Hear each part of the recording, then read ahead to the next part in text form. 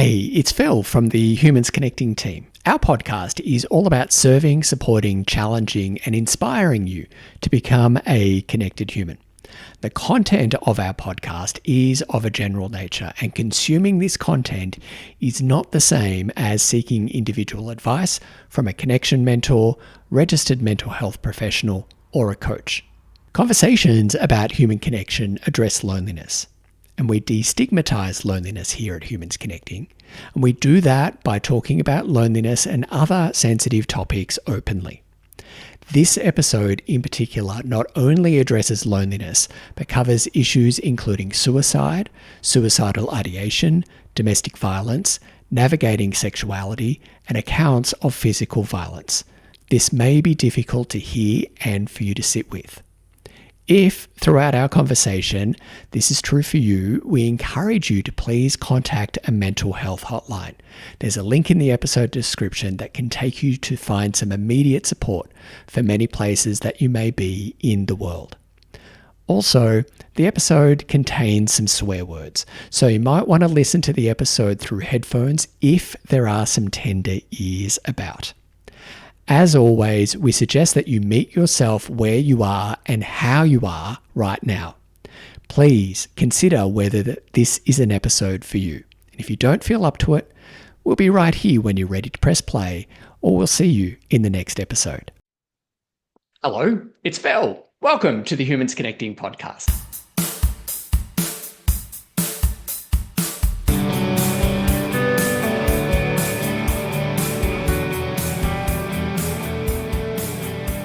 We are just so glad that you've chosen to press play on this episode because I'm going to be joined by my friend and mentor, Mike Campbell. Say hi, Mike. Hello, everyone. Hello, Phil.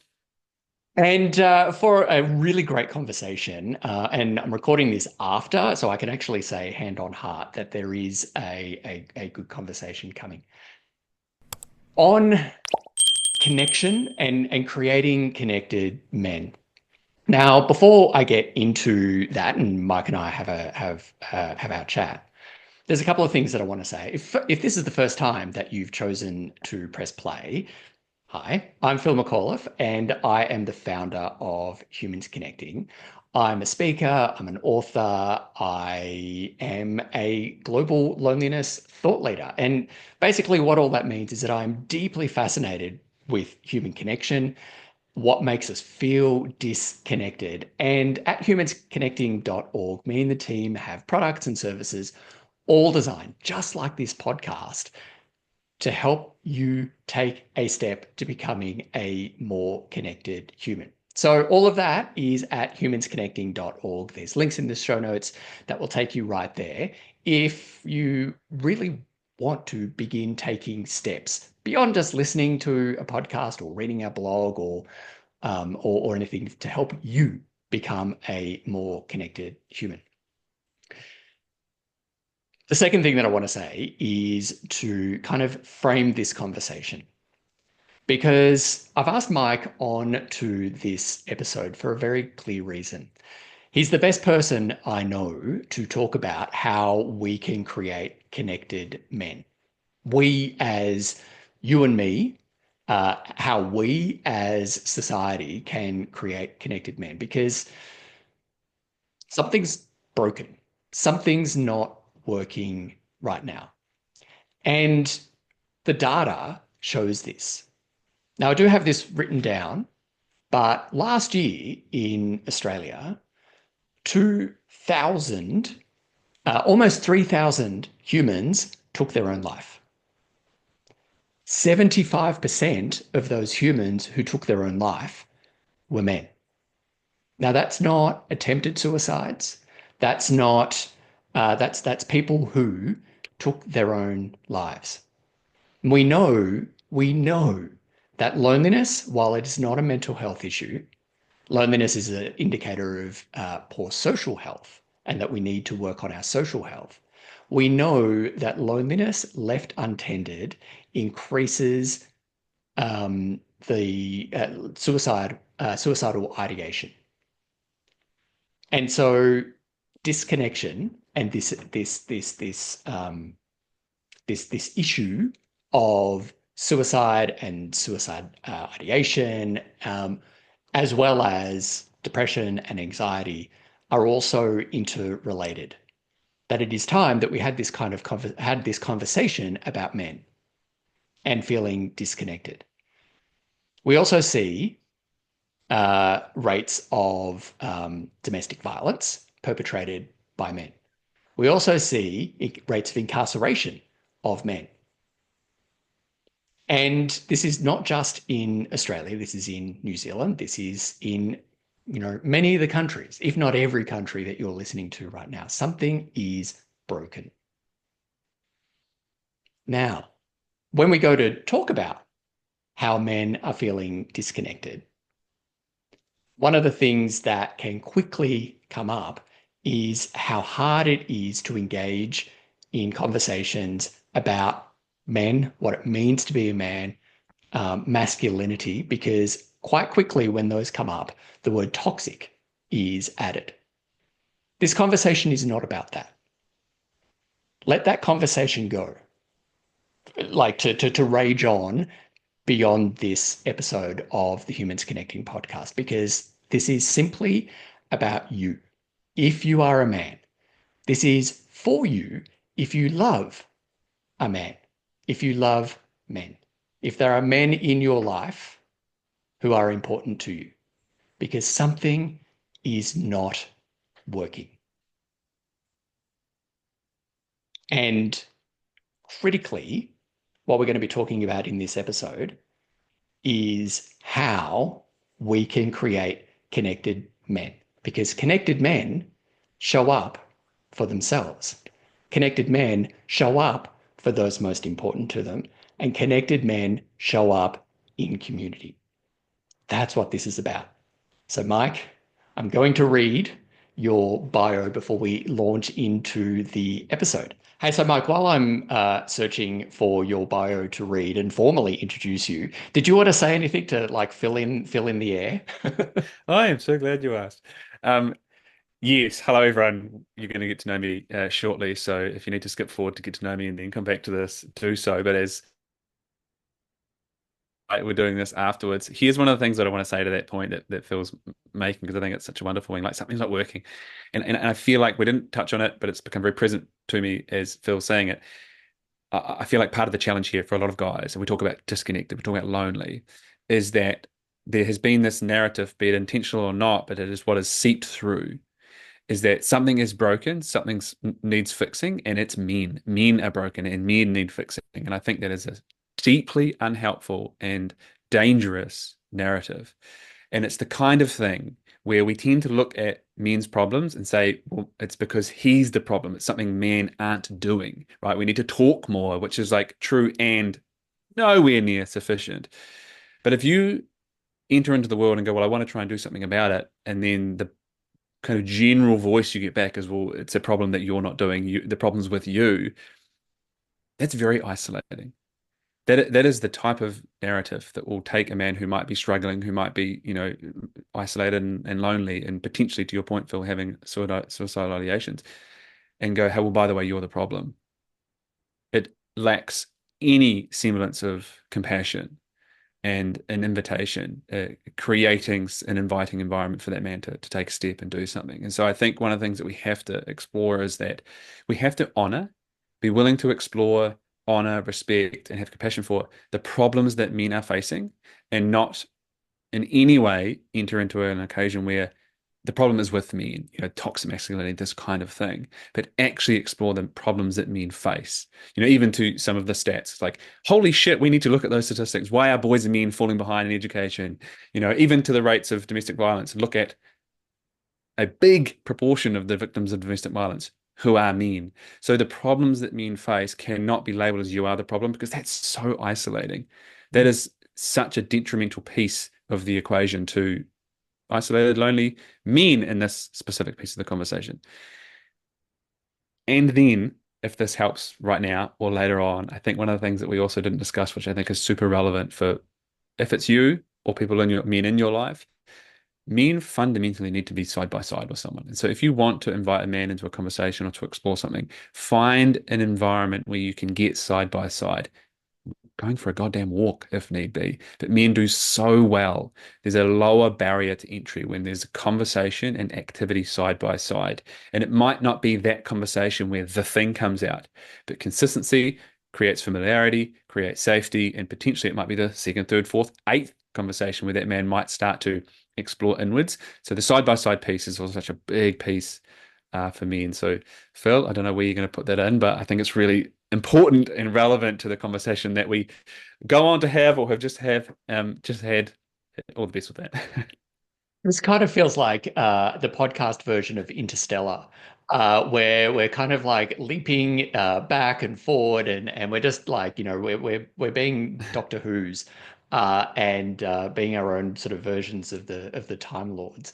I'm And going I to don't keep it envy you in. putting that together, but I Oh, do appreciate you doing so because I do feel like if I got off the call, I would have been like, fuck, you know what? Those are such important points. And I do yeah, think that they're really, really relevant because, again, we can have, I mean, it's November, right? I've already had calls today with guys with Mo's, and it's great. And there's awareness around men need to talk and men need to talk, but it's such a tiny, tiny, end of the point.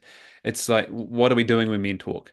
Are we making it available and safe for men to talk? Are we trying to funnel them into this way of, seeking therapeutic support, etc.? Like we have to understand and get to the level of a man and wanting to understand him. Of course, we're not just talking about men in this conversation, but it's a chunk of it. And I think we would do so well. I mean, our work, certainly when you work, do the work that you do in my program, is getting to understand the guy. And if we were to take the approach of like, well, you're the problem, mate, so go and do something about it, it would be insane. We would be terrible at our jobs. I wouldn't have a business. So people need to feel seen, as we just discuss or yeah, have discussed, depending on where you put this.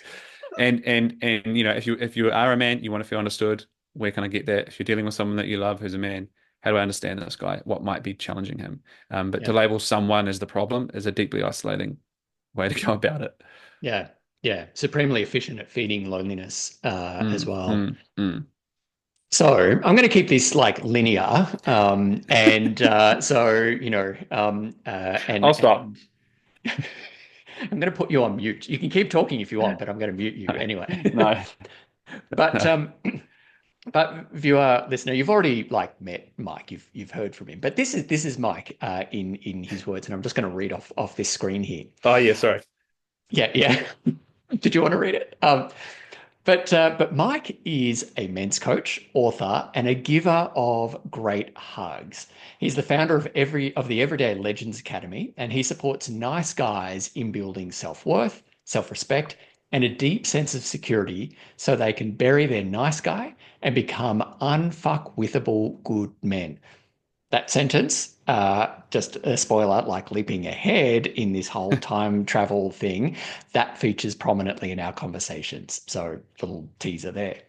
Firstly, he does this firstly by dealing with their shit so they can stop creating shit for themselves and others. And Mike's skills and passion align in making personal development easy to understand. I think we've just seen this.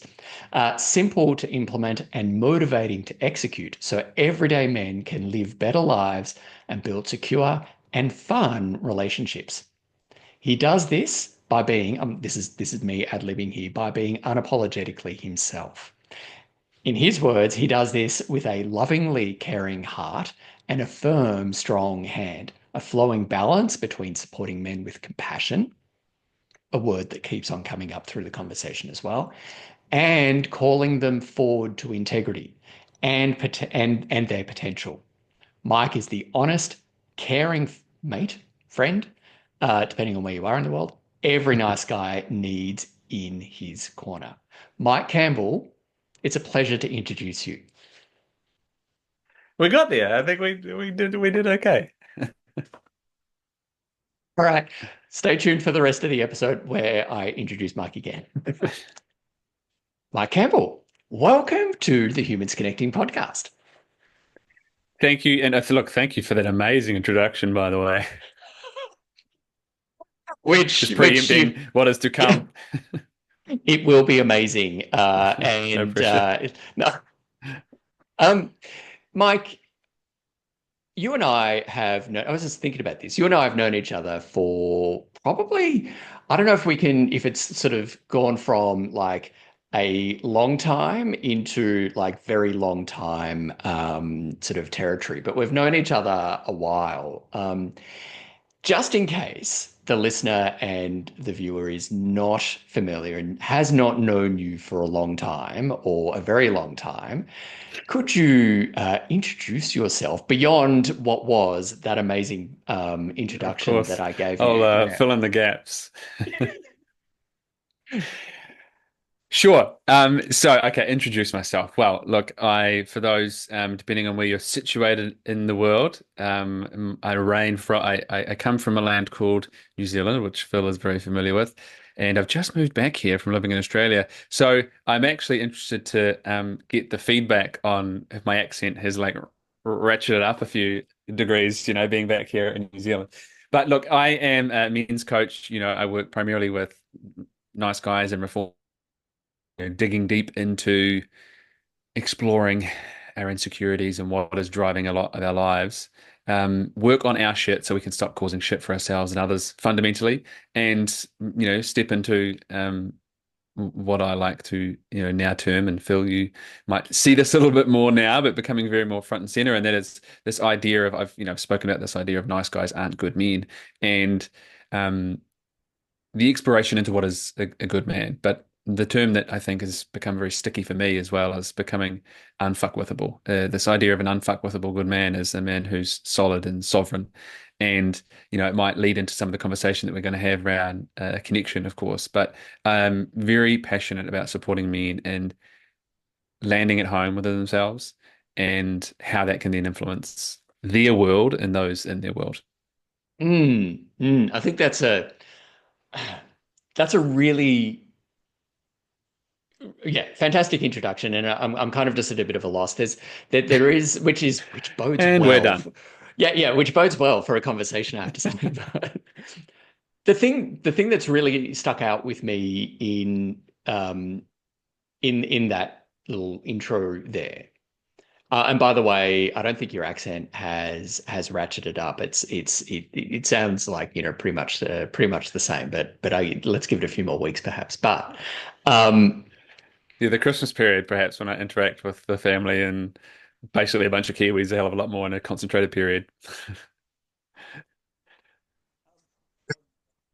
and the thing is, I was going to say a terrible mimic, but like if I find it very hard to not sort of start Mm. speaking like a Kiwi when around Kiwis, which is really hard because it does sound like I'm making fun. But yeah, it's yeah, I don't know what it is. And even now, I But still can't say I words. know we're getting distracted, but even that, this might perhaps be getting ahead of ourselves, but even the idea of that being a terrible mimic, we could also frame that as a great mimic because I think it's one of those attributes of yours and many people that lends them to being a connector of humans where there's a desire, it's not necessarily conscious, although when we become aware of it, often it's like, God damn it, I'm doing that thing.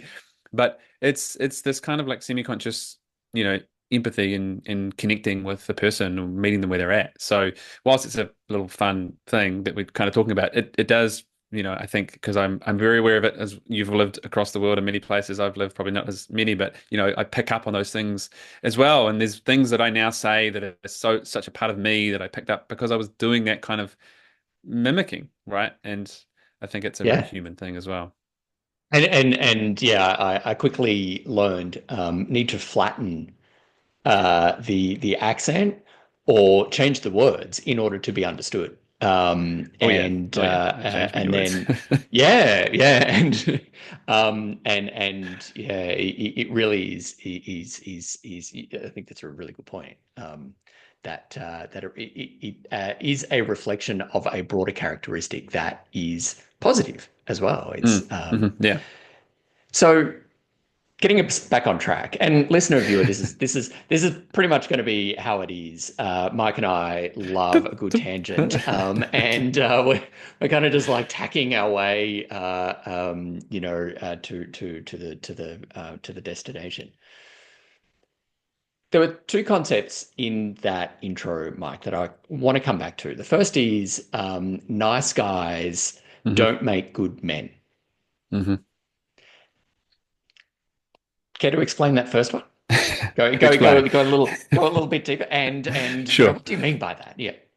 Yeah, yeah. I think, there's many things perhaps, but and maybe one of the more common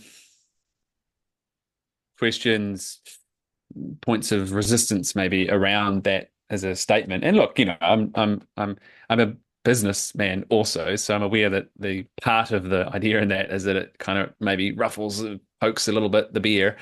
Um, One of the questions is, like, what's wrong with being nice? And, in isolation, of course, nothing, like, be nice, please. But I think that what we see, certainly for a lot of the men, therefore, that I work with, is this kind of like idea of nice guy syndrome, which, broadly speaking, is characterized as someone who is nice in service of his own insecurity, as opposed to in service of the person he's being nice to. And so the niceness is conditional. It's kind of conditional kindness is how I express it. And it's, again, operating from the insecurity. And so whilst, I might be, let's say, acting that way towards you, Phil, and you might have a pleasant experience of me, what's going on beneath the surface matters. And a lot of that is I am in part, because I don't think it's fair to say entirely, but I am in part driven um, to be nice so that I get something in return. And that might simply be you approve of me or you don't disapprove of me, which is often, the same side, but can come out very differently. And so it's kind of these like, underlying motives that, again, I have so much compassion for. And let's maybe point out something that might not be obvious. I am that dude. Like, this is where this all comes from. I'm a recovering nice guy, and insecurity drove so much of my life, and this kind of almost preoccupation with what people thought of me. And so a lot of my actions and movements were just to make sure that I'm okay in the world. And so there's this kind of adapting to the world to fit in and be liked and belong, as opposed to like allowing myself to enter the world and let the world adapt a little. And so there comes that differentiation between nice, the word really at the center of that, and good, even though that in some of the work that we do has different connotations to it, right? Good is often a bland word, but I think it fits in that sentence. A good man, to summarize it, back to that earlier point, for me, is someone who is nice or kind or good, not driven exclusively by what it then gains him, but he's in service of his potential and the people around him who he is, interacting with. Mm. I think there's a few things that I feel can be helpful for humans listening. Mm, And, however we identify, whether we identify as man or a woman, um, I think there are so many aspects of this that go to, the nice person syndrome mm, as well. Like, and hmm, how, hmm, we that kind of and I see this all the time. mm, Those the crushing disappointment, not just mere disappointment, not just like a glancing blow mm, from disappointment. This is a crushing, like soul crushing disappointment when we have shown up in a way to engineer some kind of response. mm, And we show up. I too am a reforming nice guy. We show up in a way that um, uh, subtly, but it's there, um, in a really sinister way, hmm. where Yeah. we show up in a way that's like, nice, I'm going to be agreeable, I'm going to say the things, I'm going to do the things, Hmm. and you're going to like me. And in Hmm. return, you're going to like me, you're going to see me, you're going to hear me, I'm going to feel that I belong with you. Hmm. But what we've done is essentially um, entered someone into a social contract that they're not aware of. Mhm. And when they Yeah. don't abide by that other half of the social contract that we've signed them up to, that they haven't willingly signed up to, when they don't do it, we're crushed. Yeah. We're crushed. Yeah, But and there can be then, so much consequence to that, internally or externally, right? How we, then go into potentially how we interact with ourselves, but also how we might view those people, and there might be resentment or anger, again, in either direction. yeah, yeah, and I mean, it just sort of quickly unravels because, what starts off as nice and wholesome and a good thing to put on a headline, Mm. you know, we can have like not necessarily, simmering resentment and simmering anger. It's really it's full-blown rolling boil Yeah. resentment, anger, and because we're nice, we will never show it. We will never Well, yeah. say it.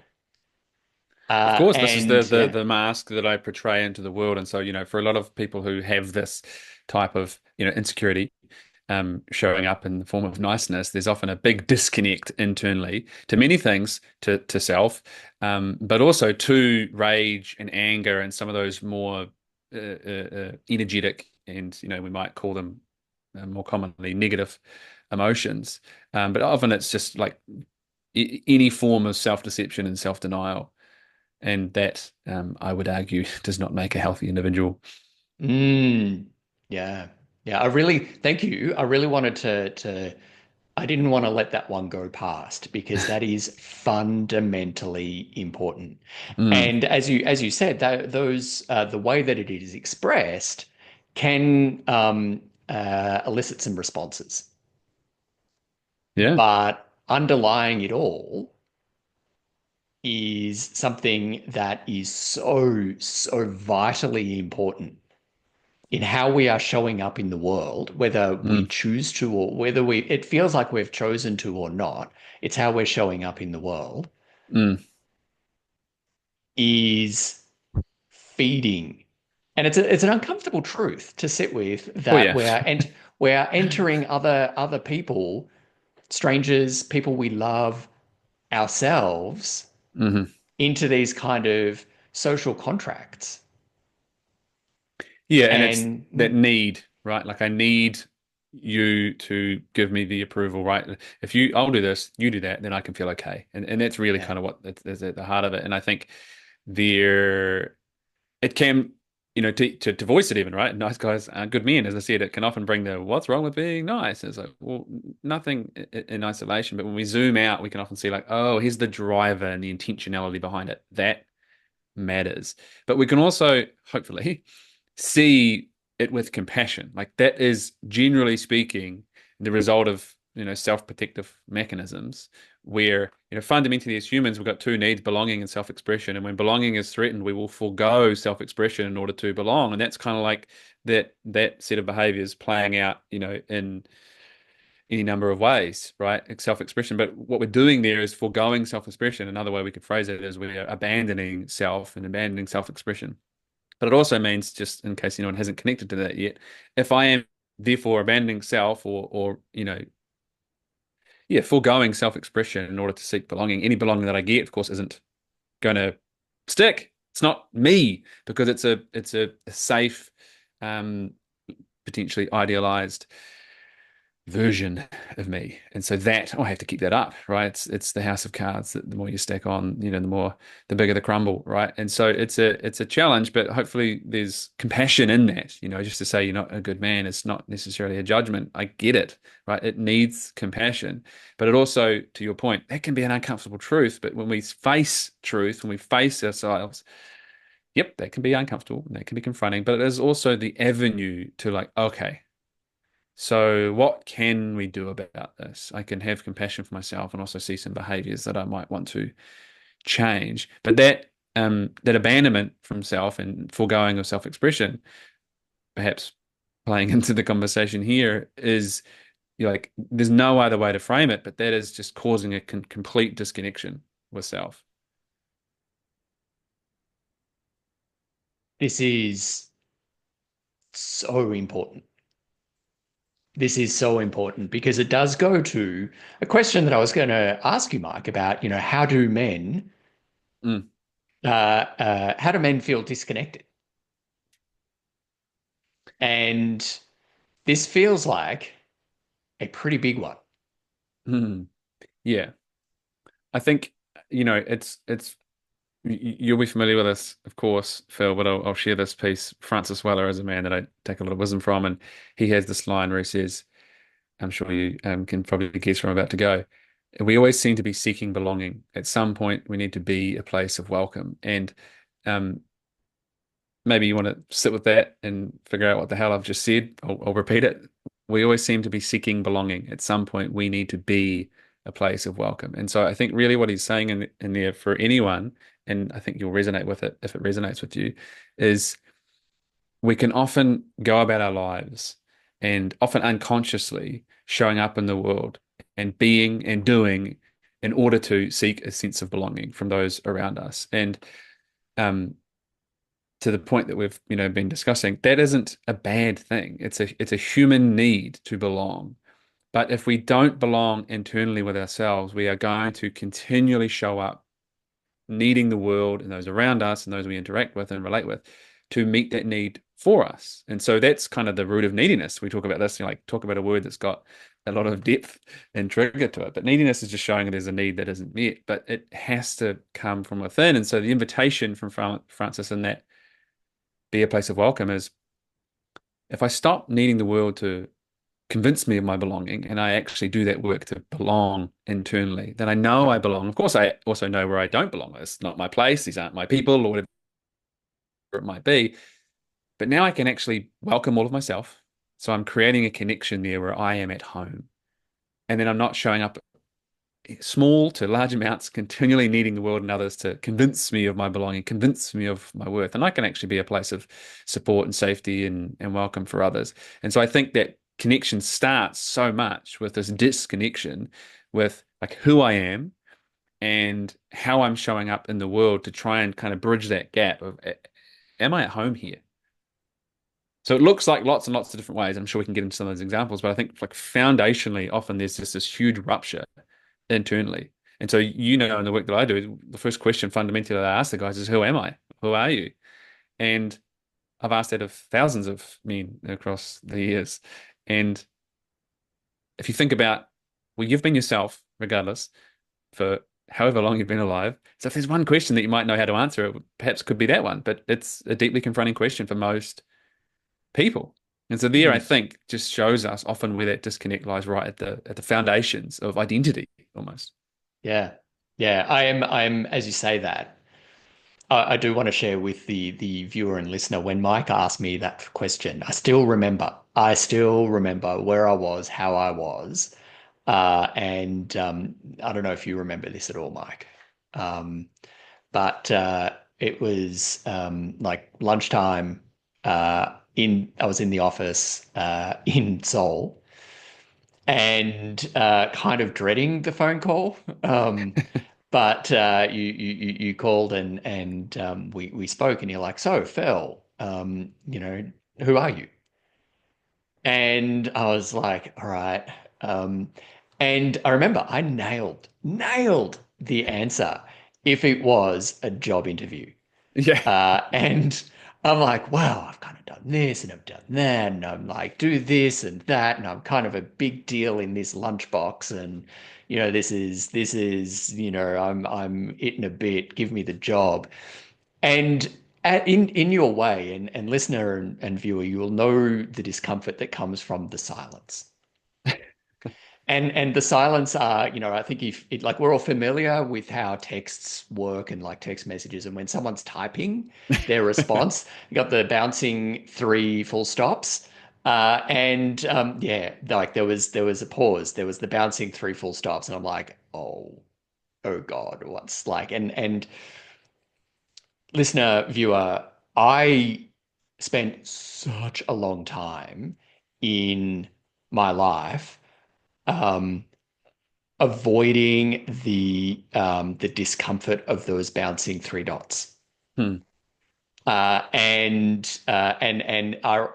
not ironically, but interestingly, it is a sign of disconnection from myself, and therefore a symptom of my loneliness, where I Mm, do fear, where I notice that I am fearing those bouncing three dots again.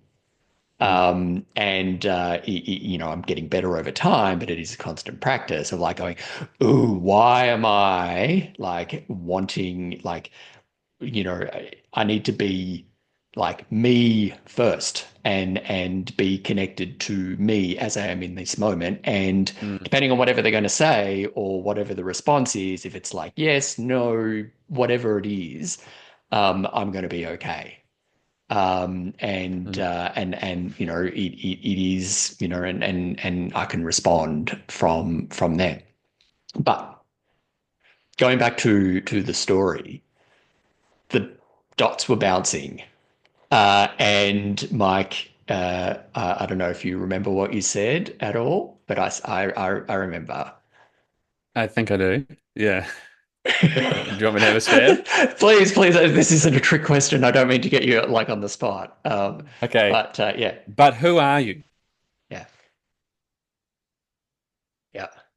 And I had nothing. I had nothing. And those, what is it? But who are you? Those four words with the question mark at the end. Oh my God, did they change my life? Because I was kind of like my mouth was moving like I was a freshly landed fish, gasping for air. Yeah, and if The we expand that for others, because there was obviously more conversation, etc. But like part of the initial point through that brevity is I hear all of the things that you have accomplished, and I hear the things that you have collected across your life, and the accolades and the statuses and whatever it might be. But who are you? yeah, yeah. And the freshly landed fish thing was just like all of that, all of that water that I've been surrounding myself in, like I Mm, don't know who I am. And the words I remember you saying is like basically great, like that's a great response for a job interview, but I asked you, who are you? Um, and it was deeply, deeply, deeply uncomfortable to not have an answer to that. mm, And it was like, listener and viewer, it was like Mike saw straight through me, straight through the facade, the carefully curated mask, mm, mm, and if this is you, particularly if you are a man, this is, how would you answer that question? Who are you?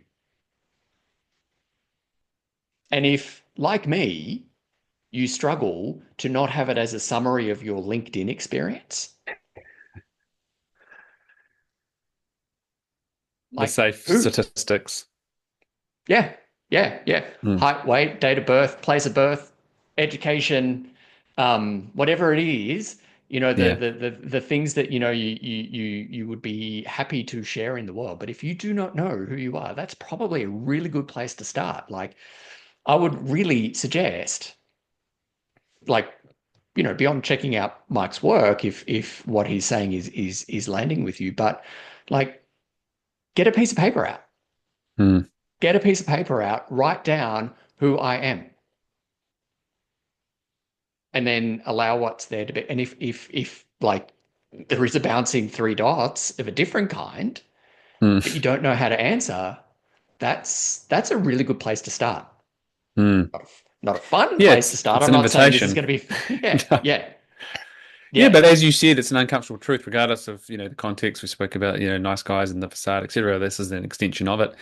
And I do recognize that, that for some people, depending on where they are, it could feel, maybe a little bit abstract. It's like, well, what do you even fucking mean by that? And first of all, we can get into that, but I think the primary point is like, okay, but when we strip away all of the, statistics, what's left? And you mentioned a few things, right? The simple things, the safe things, where I was born and where I live. But often, for a lot of people, but for a lot of men specifically, in my experience, what comes very towards the front of that answer is what we do for our job or for our income. And that's a very normal thing. Kind of, we have a society that tends to ask people, "What do you do?" It's like it's one of those questions that I really dislike, to be honest. But I'm not a wanker who, makes someone feel bad for asking it. But having said that, for a lot of men, we have attached so much of our worth to what we do and to how well we can do it. And so it makes sense. It's an ecosystem that kind of perpetuates itself. And so we identify with it so much. Yeah. And it's great. And we might see a lot of who you are come through in that. But like, let's just take your job title away for now. Like, who are you? And so we can be left with like, I don't even know how to fucking answer that. It's like, again, there's the invitation. And what I would say is like, okay, well, how would people who really know you well describe you? And that might start to give you an insight into explore that. Of course, you could also frame it in a way that how would you describe yourself, which is essentially the task. But sometimes when we remove ourselves and we put it through the lens of someone who knows us well, it can be easier to start exploring that a little. But to the point of, oof, that might be where the work is. Yeah, and perhaps be reassured that many a person I have seen struggle with that question. Yeah. In my experience, it's an ongoing struggle. It's because there are so many. This potentially is a bit esoteric and abstract, but there are so many times daily where I'm invited to know who I am, remember who I am, and then critically, the other part of that is then be who I am. Mm, And sometimes, it's not only, be who I want to be. That's another way of putting it. But there mm, is there is a lot of freedom in allowing myself to be who I am in that moment, which puts us at the point where connection happens. Because connection only ever happens in the moment. And if we're not in the moment, if we're not there, mm. we're missing connection. And Mike, you sort of described that in a similar way just a few moments ago. But this is almost at the to my view at the heart.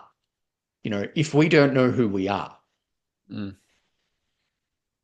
then it's very hard to be who we are. And Mike, some of the challenges in that for particularly the people who you serve, so predominantly Yeah. men. What do you see as some of the challenges? Like you've said it a couple of times, disconnection with self or connecting to self, Mm. connecting, being who you are and what I've just said in terms of being who you are. What are some of the things that stop or get in the way of men being who they are? Yeah, I mean, again, there can be a lot to it, but I think in a simple sense, we tend to have ideas around who we should be.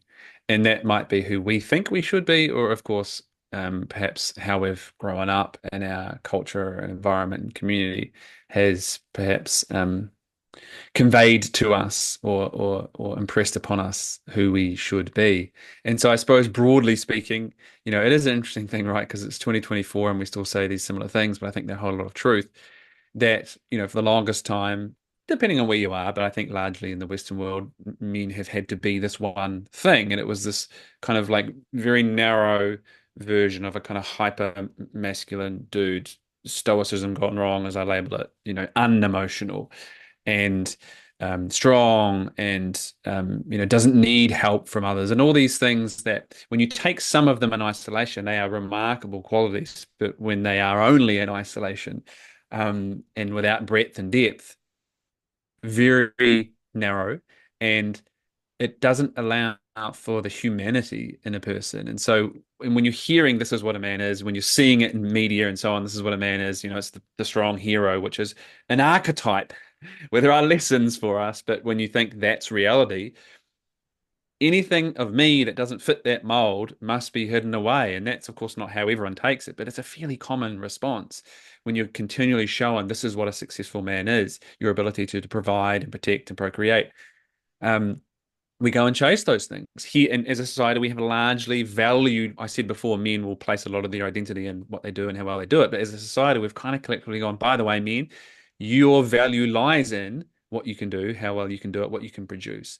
And there is need in that. But again, when it's just that, it creates this divide and disconnect of like, I need to be this version here. And so if anything of me that isn't in that, I have to hide it away. And so we get into the practice of self-rejection, disconnection, self-denial, and self-abandonment. And, then there's a rupture, right? And so it's just very hard to find your way back to self when what we've done, and we spoke earlier about when belonging is threatened, self-expression will go. Well, I mean, okay, so now I put all my eggs in the basket of I need the belonging and the approval from the external world so I can feel okay in here. And so you can see it's this like slowly moving, slowly building evolution often to at some point in our lives, some people never, and depending on where you are, listener, where we might then have a realization of like, and what it might feel like is I'm lost, I feel stuck, I'm unsure about what I want in my life, or there's something more for me here, or to your point, like there's this like I'm fucking lonely. Or that, of course, might present in any other ways as well. But I think that idea of like who we need to be and how we take that on board, it is extremely powerful. And it really is the invitation, I think, if we catch it, to, quote, come back to oneself, which, of course, as I say, it sounds quite vague. But I think to do the work of going, what has determined who and how I am? What feels aligned and solid for me and authentic? And what feels like that's not me or mine? And that's work. That's work, of course. But I think that's probably where I would start on Mm, that. mm. I think there's a few. Thank you. Great, great answer. And I look forward to editing that into, Sorry, that was for longer than 90 seconds. Should we go again? let's try again. All right, take two. No, there's a word there that you said right at the beginning that I think is fundamental here. The word is should. And when married with, or married coupled, put together with the concept of, this is what a man is, Mm, and I should be like that, but I don't feel like that. yeah, or only that. And I think this is where we lack so much nuance. Yeah, And this, and that, and this thing over here, right? Breadth, I think, is something that we struggle with. yeah. There's a few things here, and one is an invitation to the listener and viewer. And that is, what are the shoulds that you're living by? What are the shoulds there? Like, this is how I should be showing up, but this is who I feel I am. And there's a disconnect there. Mm, And how are you trying to bridge that gap between, who you feel you are, who you fear you are, mm, and the messages around you about what you should be, how you should be, how you should act, how you should speak, how you should think. Because living outside the shoulds can be terrifying. mm, There is safety in the should. And Mike, you said that, brilliantly, in that, we sacrifice belonging for mm, self-expression or vice versa. Yeah, well, yeah, vice versa. And I suppose, perhaps in the invitation is how can I maintain, create both of these things, and perhaps a little insight into, let's say, North Star.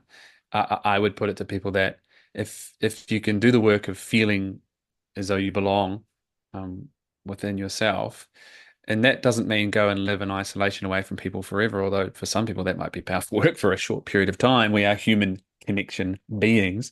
How can I feel like I belong within myself? Self-expression does not counter and vice versa. And so the two have to coexist. One thing about belonging is that we humans need to feel that we belong. Mike, you've said this a Mm, couple of times. Where we don't feel that we belong, we don't feel connected. And when we feel disconnected, we feel lonely. So belonging really is at the core of this. mm, And the way that I just invite you, viewer and listener, to sit with this, just in terms of like the power of belonging, is that we already know that human connection is the antidote to human loneliness. And that connection for the human can look very different mm, for each of us. What passes as connection to me, Mike, you'll probably you could find really boring and like no, like I don't want to do that. mm, And horses for courses, all that kind of stuff. The other thing there is like that's good news. We know that connection is the antidote to loneliness. mm. Kind of why we're called humans connecting, by the way. But the question then becomes, great, we already know that. How do I get connection? How do I feel connected? And is Mm, simply we as humans, however we identify, whatever we do for a job, wherever we are in the world, we simply cannot help but feel connected when we feel that we belong. mm. And the amazing Dr. Brene Brown has given us a very simple equation for belonging. And knowing that belonging may like when we feel it's impossible if we to feel disconnected if we feel that we belong. And to feel that we belong, you need to feel seen. You need to feel heard for you to feel that you belong. And the critical thing there is not the seen and not the heard. The critical thing there is you. You glorious, fucked up, tapestry of human contradictions. You need to be seen. You need to feel heard because then you Mm. will feel that you belong. And when you feel that you belong, you'll feel connected. That's what's at the Bingo. very core of all of this. Mm. And you know what?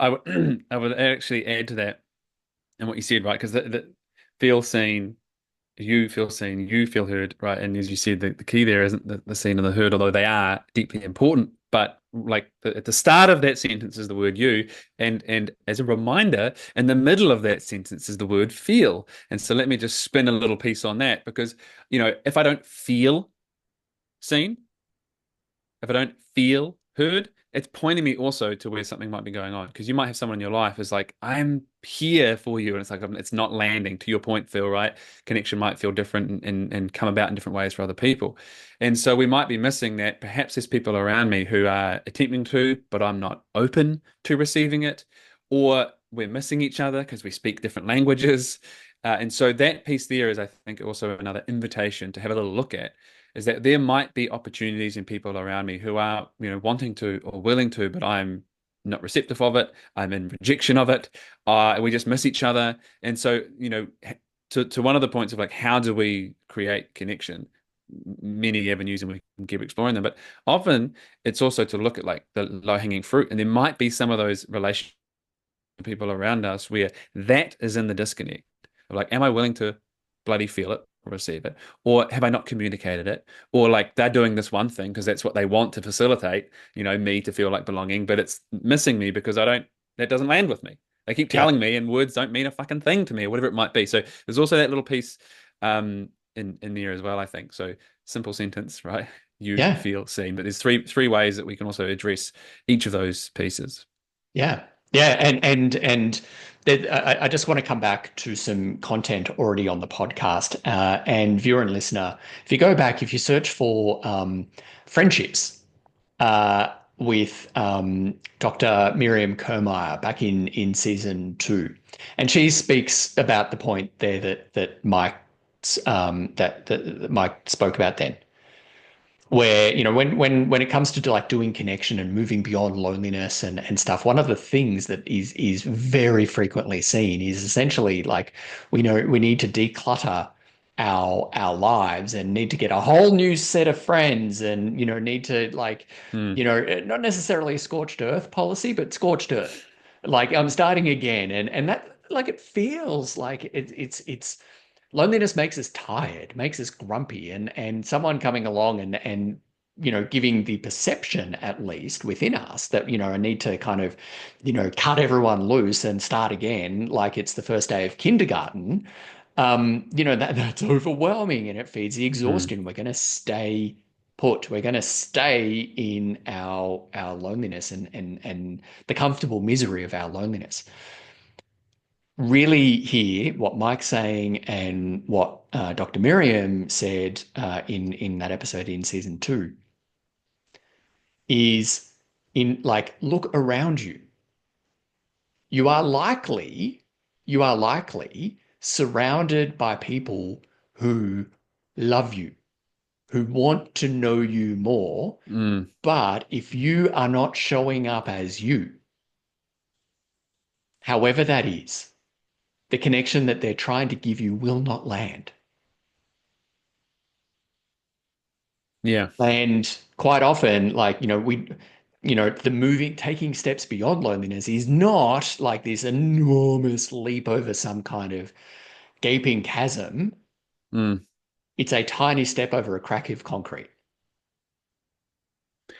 Yeah, and often those cracks are, stories that we have. For example, there might be a relationship there because, of course, if I'm feeling lonely, there's a big disconnection here.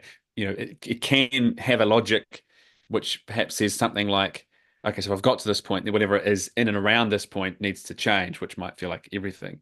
And what got me here won't get me anywhere new, but perhaps it's just more my approach to it. And Yeah. one of the things that I also see a lot in people, but when I obviously speak about nice guys where there's insecurity driving so much of their lives, is there can be this sense, this feeling, this fear of burdening others and putting other people out. And so that can create more of that disconnect because they just keep drawing themselves away, through our own stories. And I would put it to you that any adult cannot burden another adult. And that perhaps might raise, a few eyebrows, but the point being, um, if Phil was somehow thinking that I had burdened him, or even let's flip it in this exact situation, if Phil was sitting there on this call going, God, I hope Mike isn't feeling burdened by being on this conversation with him. What that's doing is it's completely removing my sovereignty because I'm choosing to be here. I'm choosing to be in this interaction and, of course, in this relationship and so on. And so we can often look at our relationships that might exist and we might not see the avenue for connection or whatever it might be. It doesn't have to be the most earth-shattering connection, but maybe just to like, I'd love to sit down and like chat about some shit because we might have this block that I'm going to burden them. And, Phil, you said, right, people are choosing to be in relationship with you, essentially. People are choosing to be in relationship with you. And let's give them the benefit of the doubt that they are choosing. And if not, and you enter into that, then if they're feeling burdened, they didn't set a boundary, they didn't communicate something, and that is on them.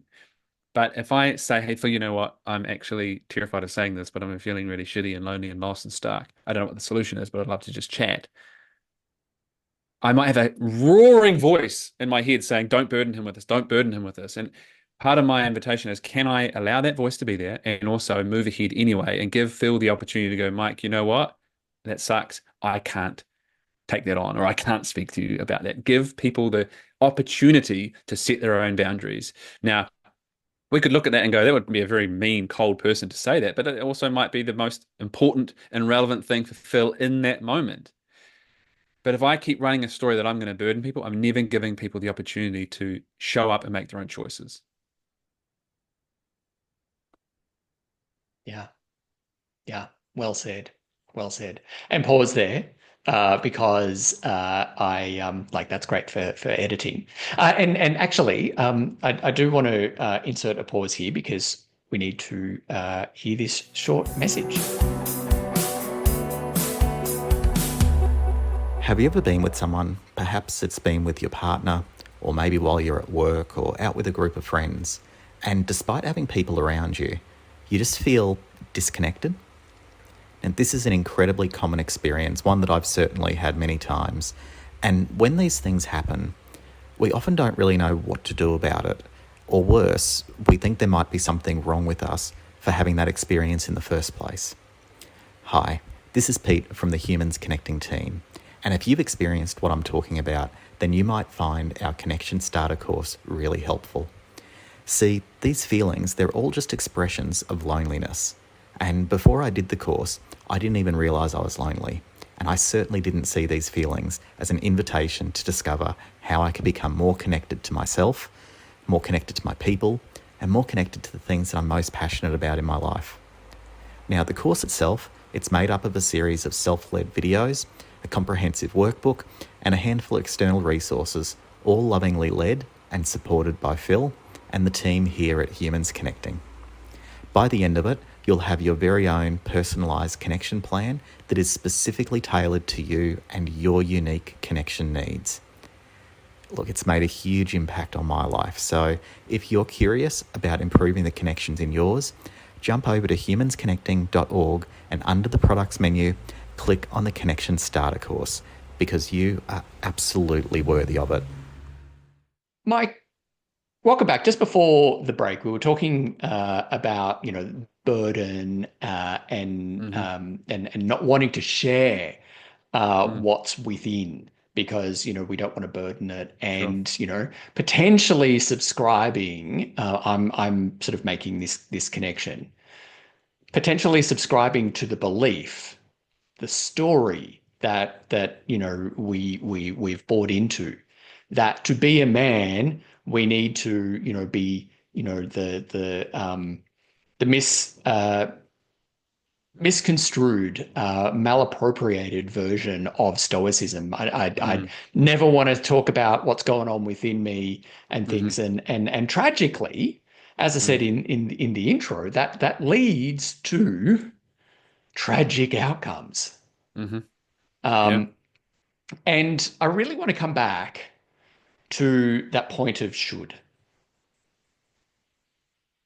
And it feels like we're swimming in an ocean where the concept of being a man, the concept of masculinity, the concept of, you know, in the whole concept everyone has a view. Mm.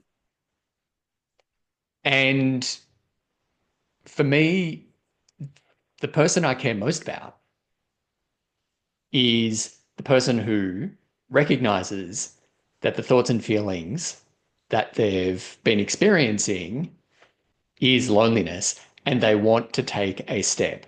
And that Mm. step can feel like they're stepping into, if they're a guy, stepping into a swiftly moving stream. And as soon as they step into it, they're going to be swept away. Mm. And they're going to be pummeled, they're going to be judged, they're going to end up in all sorts of places that are going to be very, like, it's an uncomfortable journey, it's an uncomfortable, Mm-hmm. they can I think I've milked that metaphor enough there, but it's going to be deeply uncomfortable, and things are Mm. going to be beyond their control. Mm. And so we can stay in that current discomfort. And you and I have spoken about this a lot, but when it comes to loneliness, I talk about, we stay in the comfortable misery of our loneliness because, like, Mm. this uncomfortable misery is at least known. I know what I'm getting Mm-hmm. myself into right now, but Mm. I take a step and I kind of get swept up and stuff. And into that, um, very contentious area of public, I want to say discussion, but sometimes it's not discussion. It's public yelling about masculinity, what it means to be a man. And indeed, impressing play on this episode, you may have felt like you dipped your toe into that, like, what does this mean? What do you mean? Like, we're going to be talking about men. What do you say to the guy listening or the person who loves someone Mm-hmm. Mm-hmm. who's listening and recognizes that they or someone that they love could really benefit from taking a step beyond the comfortable misery that they are now and feeling more connected as they are? And I want to say this brings into that second point of your intro, to become an unfuckwithable man. Yeah, I think, first of all, kind of one of the things that we're talking about there with that familiarity is this concept of the devil you know versus the devil you don't, right? And we often keep choosing the devil we know because it feels more doable than the devil we don't, which by its nature is the unknown. And let's just break that down for a little moment, because potentially this might help spurn an action. It's the devil you know. So what we are saying in that statement is that we know it's the devil, or we reframe it. We know that it is shit and it sucks and it ain't serving for us and it ain't working for us. But then there's this devil that we don't know. Oh, we build it up to be bigger than what I'm experiencing. So you know what I'm experiencing, it's okay. But just to remind you that it's the devil that you don't know. So you don't actually know that it's shit. You think you're making an idea, a story maybe that it's shit. And one of the things that we have to do with this work fundamentally is face ourselves and be honest with ourselves and face the reality of our situation. Phil, you spoke earlier about, it can be an uncomfortable truth. The first piece of discomfort is facing the reality of your situation and to admit whatever it is. But let's say I'm fucking lonely. Holy shit, my life is not going the way I want it to. You can make enough noise and distraction and escapism in your life to avoid the truth of that. Good luck with you, to you, and you will experience the consequences of that. But any change requires a confrontation, and often it starts with that, confronting the reality of your situation. And I would put it to you that I don't know anything about you, listener, but you can do that. You have the strength to access a moment of courage, to be real with yourself. Now, if you don't know the path out of it, that's okay. No one really does. If you don't have the people around you, okay, let's make a plan to try and find the people. To our earlier point, some of those people might be there. We perhaps just haven't framed the relationship in that way. But there will be the unknown. And if we can move to a place where we can reframe in even the smallest way of what the unknown is, because fear of the unknown, fear of uncertainty, that's really speaking to a lack of self-trust. That's a big subject in itself. But if we frame it in our language today, it's showing that disconnection in self. It's essentially saying, I am terrified of what might happen on the other side of this action or the unknown. And the frame, the story that I would encourage you to start saying to yourself, and this might be like, I'm going to say this every day for a month. Go fill your boots. And then on that month day, I'm going to take X action and fill in the blank. And that statement is, I can handle what comes. I can handle what's on the other side of the unknown. Because before we take that step, we are really just succumbing to all the stories and the fear and the insecurities that speak. And so it can help us to engage with those stories, to challenge them and create a counter narrative. You can handle what lies on the other side of the step. And how you figure that out is once you take the step, it shows you the way. Everything is figure outable. And so for me, back to this point, I suppose, of becoming unfuckwithable, really at the heart of that for me is this idea of sovereignty, of becoming self-governing. And I spoke at the very start about, a nice guy shows up into the world in service of his insecurity as opposed to in service of those around him. And he will show up and adapt to the world to feel okay and fit in, as opposed to I'm going to show up as me and let the world adapt. And for me, that's that piece there of becoming sovereign and unfuckwithable. Like, I'm okay. It's not going out and being brash and trying to be something that impacts others and fucks with it. I'm just going to be me and be okay there. But that might feel like a long way off for some people. So we always want to break it down to what's the simplest thing I can do. And sometimes it is starting with just addressing that narrative internally. If some step, having a conversation with someone, whatever it might be, feels too much. So, well, let's just address the story that I have. It's fucking terrifying. It's going to be the hardest thing ever. Is it? Do I know that to be true? Or do I just think maybe it might be? So let's work on one step that I can take. And there's, many examples. But here's the invitation that I have for a simple exercise of connecting back into self. Phil, you're very aware of this one, because I think that's really it. It's very easy to avoid and run from the truth and the reality of our life and our situation. And to create greater connections in the world, it's always going to start with a connection to self. And I think the simplest way to create a connection to self is to fucking sit down with yourself. Stop and be with yourself, not by yourself necessarily, because I'm by myself in this room, but I am with Phil here and you listeners. But perhaps if we end the call and then I sit here in silence with my thoughts and my feelings, that might be wildly confronting for a lot of people. And I would put it to you that that's exactly why you need that shit. And it might feel uncomfortable. You might be like, but I don't like myself there. And it's like, well, if you want to create a home internally with yourself, be at home there, be comfortable. First of all, if you want to feel comfortable in your skin, you got to put it shit on and wear it around.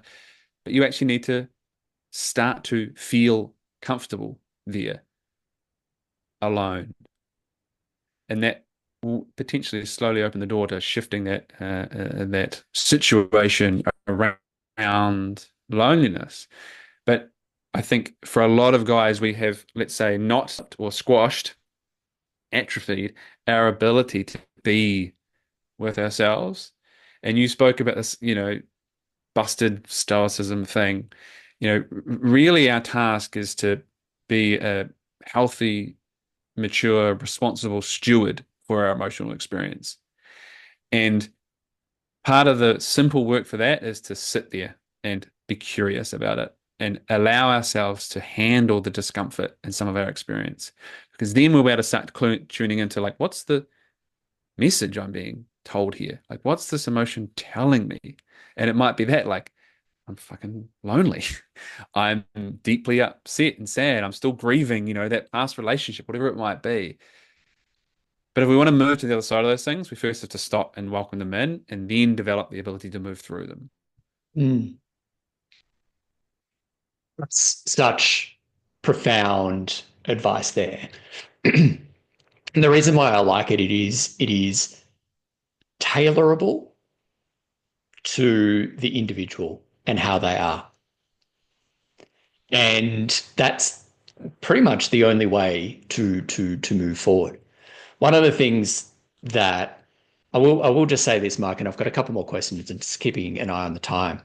But I will just say this, and this is someone, I'm gay, right? And for a very long time, I was in the closet. And admitting to myself and that I wasn't man enough. These kind of conversations still can make me very uncomfortable because there is the perception / telling myself a story here that to be a man, I need to, I don't know, be the archetype. Mm-hmm. Right. And, I and part of the archetype is to be straight. And like it's a very early hurdle in that kind of, first obstacle is, to be a man, you need to be straight. And, well, don't clear that. Therefore, this isn't a conversation for me. And I just have a message for those who don't identify and as straight, but also those of you who, while it might not be a hurdle of sexuality and being like 100% straight, whatever that means, like gold standard straight, whatever, like whatever, you know what I mean? But if, you're finding yourself, you know, uh, you know, clearing a few of those hurdles, but falling short of others, Mm. can I just say, fuck the hurdles. Fuck them. Burst right on through them. Like, this is you as you are. And if we are constantly needing to prove ourselves by showing how well we clear hurdles to the finish line of being the man. Like I think the Mm. Killers probably, sung a song about that's a good song. For the man by the Killers. But I just these kind of conversations, we can exclude ourselves from them because it is something that was like, oh no, like, you might be straight, but you might not like sport. Might be straight, or you might not have, Mike, you and I have talked about this, might not have, the notches on the bed head. You might not be, the absolute sex machine. You might not be, I don't know, like, you know, uh, like you might Yeah, not you like might not have the mowing a status or the lawn or friendships or the bank balance job, etc. Like some of those kind of cliche pieces. Yeah, and there's plenty of them. there's plenty of them. And whatever it is, I really invite you, if you're listening to the like getting to this part, like you probably don't need this invitation. But there is a freedom in what Mike is saying here. There is an absolute freedom. And if we turn down the noise, Mm, yeah, the invitation here is for you to be you, whatever that looks like. And, yeah, whoever you are, whatever you like, whatever you do, however you identify, whatever. The connection that we need happens when we are us, when we are who we are. And it really does come back to the shoulds and the shouldn'ts. It's like a man should be able to like go out and chop wood or whatever. Insert stereotype here, like, and then go and yeah. tinker with a car, or whatever. And therefore, I'm not a good man if I don't know how to Mm, do that. Or I'm not a good man if I sleep with a man. Like bullshit. It's bullshit. And yeah, I really hope that in what Mike has been saying there, you're seeing the invitation to come back to you and then be you. mm, And you get to question whether the archetypes, I like that word, Mark, I'm using it all the time now, but, um, you know, actually are something that is you. mm. And know that it takes courage to not be the archetype.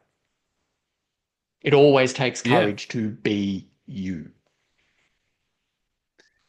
yeah. And I think, like it's such a uh oftentimes messy, confusing, noisy, fucking quiet crickets um situation because there can be a lot of noise. And I think, I spoke earlier about nuance and breadth, and I think that's so much of our work is it's very easy to kind of succumb, let's say, to, black or white or nothing thinking. And it's never is. I mean, even in that statement, I'll correct myself. It very rarely is, because that would have been subscribing to it.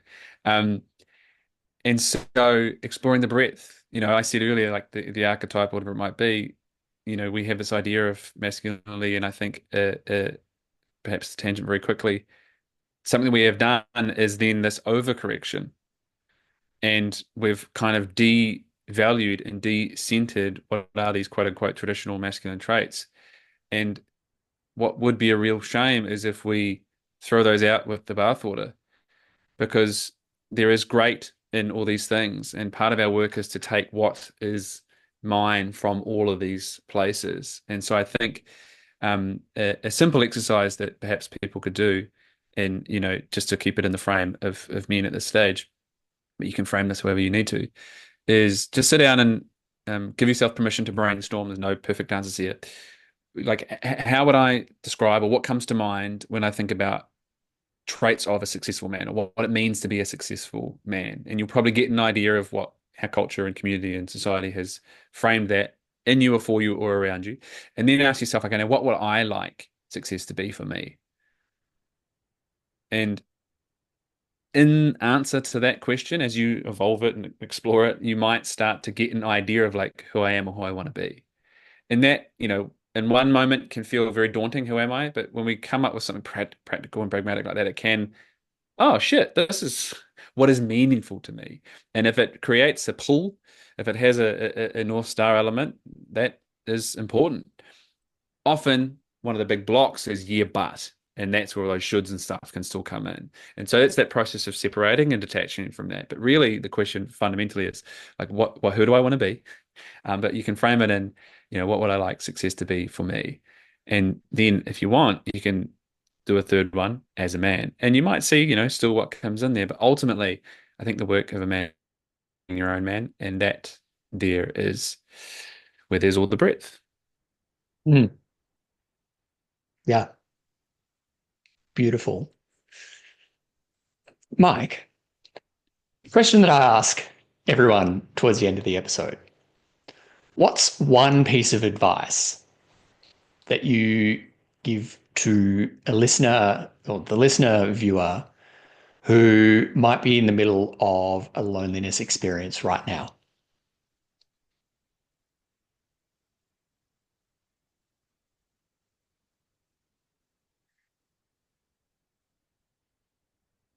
Just envisioning three dots, by the way, now that you've placed it there, everyone. That was somewhat intentional.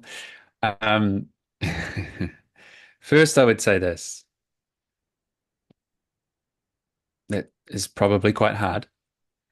And whilst I can't speak to your exact experience, I have my own experience personally, as well as, working with hundreds and hundreds of men who've had their own. And um, that shit can be hard. And sometimes, whilst it might seem minor, I think sometimes the first piece of making it less hard is actually admitting how hard or shit or crappy or, undesirable that situation is.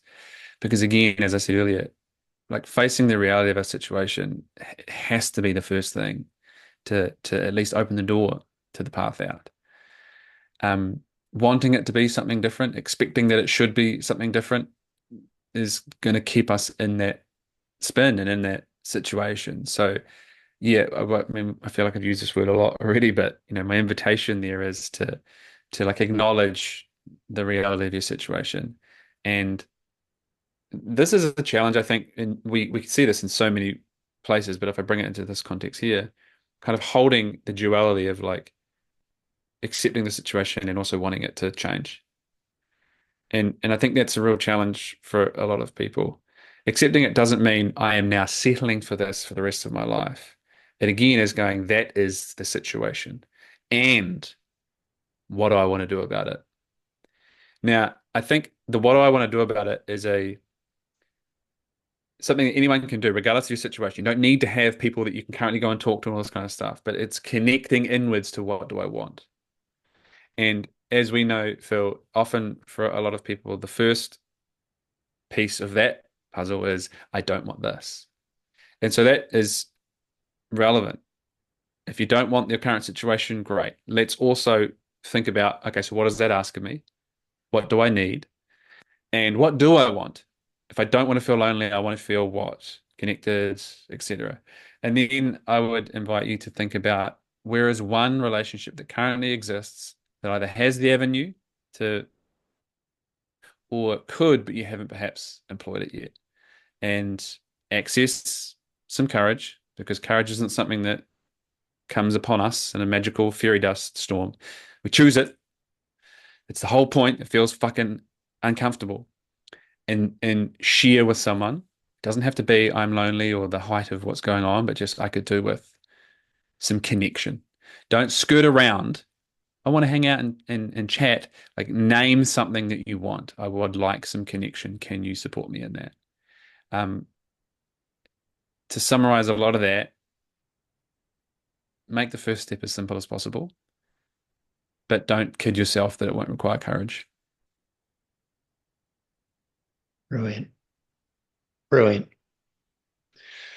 Mike, as always, this has been just such a privilege. And I'm like, yeah, I can talk about, this and talk about this with you forever. Um, how can people find you? Well, I mean, if they're looking right now, you can find me in a place called Hastings. Um, but otherwise, yeah, look, find me online, Mike Campbell. It's a somewhat of a common name, but you'll find it eventually, Mike Campbell Man Coach. My website, there's forms and stuff there. Instagram is a fairly solid way as well, Mike Campbell MC. Look, if you've got questions, if you've got feedback, yeah, reach out. I love hearing from people. I mean, anyway, like I just think that often it's back to the point of burdening. I think it is such a big block for so many people, and it can be one of those big pieces in the way of removing disconnection or creating connection. And often we're waiting for permission, but to the courage point, permission is yours. Like just fucking choose it. You can apologize later if need be. But if you need permission right now, here is some. Feel free to reach out. Mike Campbell, thank you so very much for joining us for this episode. I really do feel that something has stirred within individual hearts, minds, and souls of men and those who love them to take a step towards becoming a more connected human. Thank you so much for joining us for this episode. Thank you for having me. I hope I lived up to that just remarkable introduction at the top. And and it's been a pleasure as always. Make the first step as simple as possible, but don't kid yourself that it won't take courage.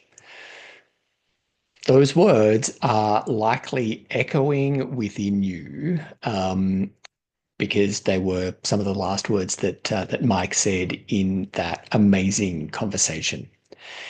Also in there were words and a conversation around being a burden and how an adult cannot burden another adult. The and that burden piece is such it's the most common response that I hear here at Humans Connecting that keeps us lonely, that keeps us stopping talking about loneliness to those around us. And it particularly plays out for men, that we don't want to be a burden. We don't want to worry people around us. And I don't know if we speak about it out loud, it makes it real. Which goes to a point that I really wanted to underline that Mike said at the end too. Admitting it is important because making it real is important because it's real anyway. It's living within you, and admitting your loneliness aloud to someone who has earned the right to hear that story, to hear of your experience, to be beside you as you work towards becoming the connected human that you deserve to be, well, that's an important first step. It's a critical first step. And that first step is without a doubt scary. It was scary for me. It continues to be scary for me when I need to always choose connection. Mike said something that I really want to leave you with in the reflection of this episode. As crazy and as topsy-turvy as the introduction was. And that is the importance of, in taking that first step, That first step being scary, being, terrifying, and we might want to sit in the discomfort of our current misery. When we take that first step, the way forward has a habit of materializing itself. Now, you might not know on this side of admitting aloud your loneliness, you might not know what the way forward looks like. But the way forward is something that you get to decide step by step, knowing that as a human, as a man, you are worthy of love and belonging right now, just as you are. Irrespective of the shoulds, irrespective of what the stories that you've been told, the stories that you tell yourself about what you should be and how you should be in the world. That first step is tough, but the way forward after that shows the way, reveals itself along the way. And you don't know that until the first step has been taken. And critically, when it comes to becoming a connected human, the people around you are waiting for you to show up. They want you to show up, just as you want them to show up as themselves with you. They want you to be you with them. And so you never know the power of the support, the love, the encouragement, the kick up the ass when necessary, that is available to you until you admit it. And we can never kid ourselves that it takes courage. What a powerful conversation that was with Mike. And all the ways that you can connect with Mike are in the episode description. But I'm curious, what landed for you? What's the thing that's echoing in your heart and mind and soul right now after that conversation? Let us know. You know how feedback on these podcasts work. So that's it for this episode. And thank you so much for joining me, Mike, and the Humans Connecting team for this episode. As always, we'd love to hear what you thought about it. So feel free to comment on YouTube or on our social channels. And also, there's so much power in sharing this episode, sharing this content with humans in your life, with men in your life who you feel can benefit from improving the quality of the connection that they feel. They might not be lonely, but pretty much all of us as humans can benefit from prioritizing the quality of the connection that we feel in our life. So why don't you forward it to people in your friendship circle network? Also, be sure to check out our website, humansconnecting.org, for details about how we can help you, your workplace, and communities thrive through loneliness and get the connection that we all deserve as the humans, the wonderful humans that we are. Finally, at Humans Connecting, we are here to make a positive social impact. If you are a business and are looking for ways to support humans to feel more connected and also want to have a positive social impact, check the link in the episode description to partner with us or have a chat with us. That could be through advertising on future episodes of the podcast or collaborating with us in other ways. Book a call and let's have a chat. Thank you so much for joining us for this episode. It was an episode that was on a topic that was really important. And I hope that you're leaving here feeling inspired, challenged, served, and supported, because it is indeed an honor to serve, support, challenge, and inspire you to be a connected human. And I'll see you in the next episode.